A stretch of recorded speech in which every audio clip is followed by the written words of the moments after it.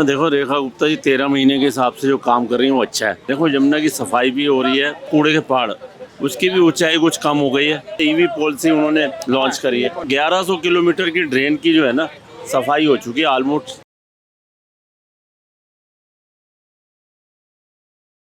Uncle Delhi में लगभग 13 महीने हो गए रेखा गुप्ता गवर्नमेंट को।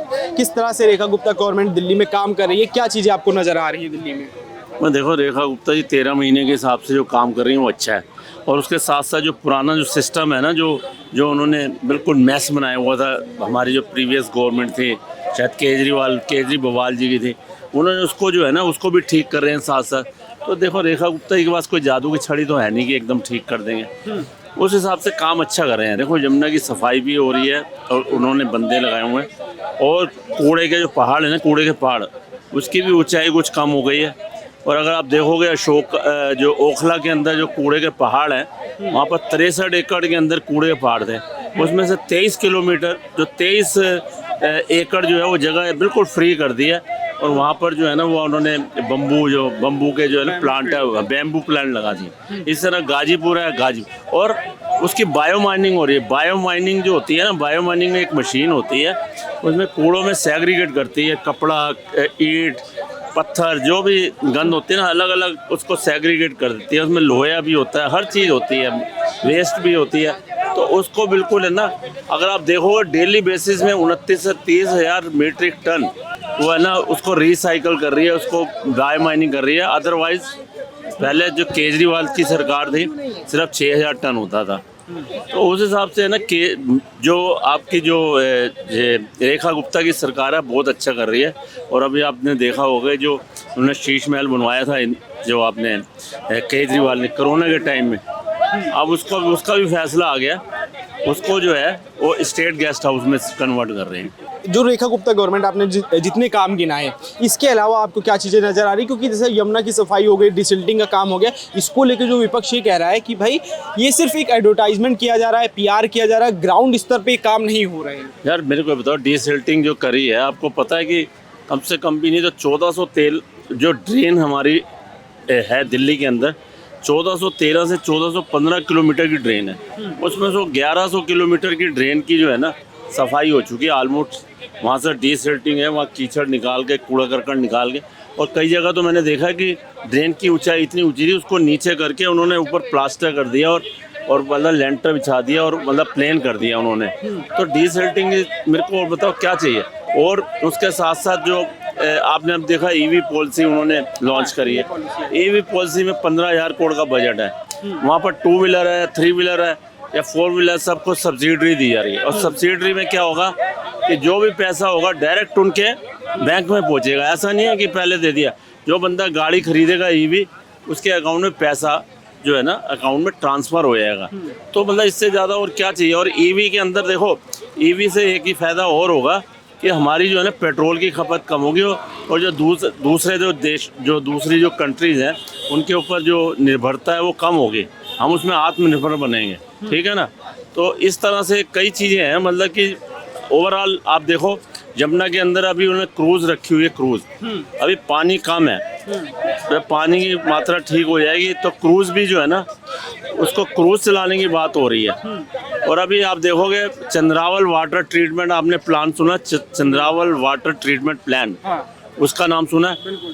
वहाँ पर एक नई टेक्नोलॉजी लेके आए हैं कि क्या होता है कि यमुना का जो पानी आता है ना, वो वाटर ट्रीटमेंट प्लांट के साथ वहाँ पर ना वो उसको प्लांट के अंदर वो प्यूरीफाई करते हैं। तो जब भी वहाँ एमोनिया का लेवल 1 ppm 1 पार्ट पर मिलियन जब वो हो जाता था ना, तो वाटर ट्रीटमेंट प्लांट जो है ना उसको वो क्या नाम प्यूरीफाई नहीं कर सकता था।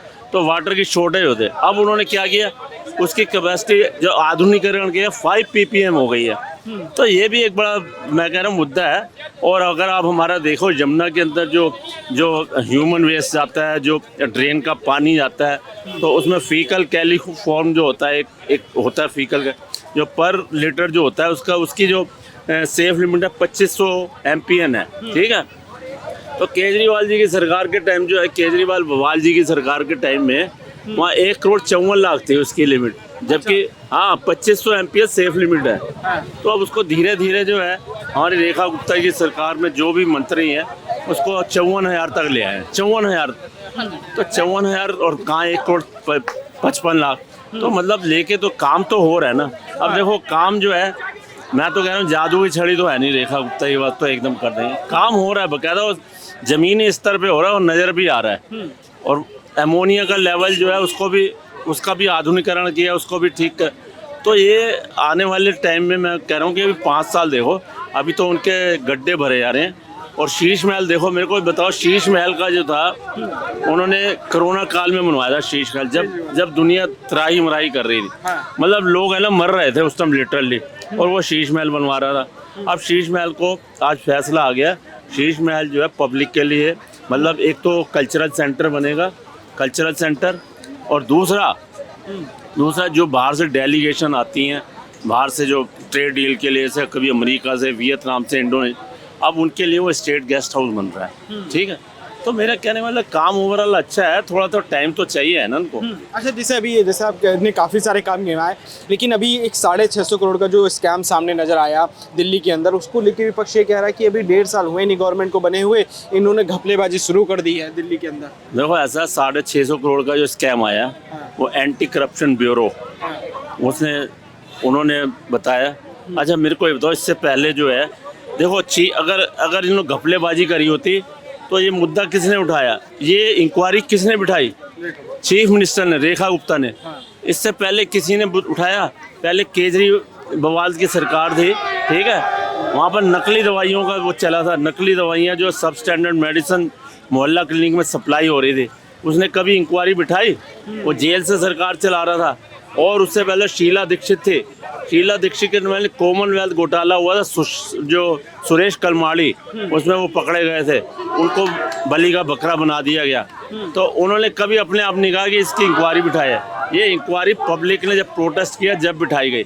यहाँ पर चीफ मिनिस्टर खुद कह रही है कि इंक्वायरी होनी चाहिए, और उसने आते 3 बंदों को जो है सस्पेंड कर दिया। 7 हो गए। 7 होगा। एक तो सबसे वो DGHS की जो हेड है वो वत्सला अग्रवाल, और एक नीरज चोपड़ा, एक रंगीला, कई मतलब CPA का जो हेड था मिस्टर रंगीला, उन्होंने खुद सस्पेंड कर दिया। तो ये इंक्वायरी किसी और ने नहीं बिठाई, उन्होंने खुद बिठाई है। तो इसके लिए इसका क्रेडिट, इसका श्रेय जो है रेखा गुप्ता ही हो जाता है। उन्होंने कम से कम किया तो सही ना।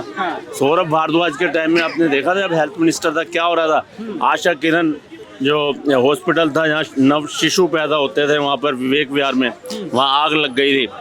वो सबको लाइसेंस दिए जा रहे थे, बिना सेफ्टी मेजर के उनको लाइसेंस दिए जा रहे थे।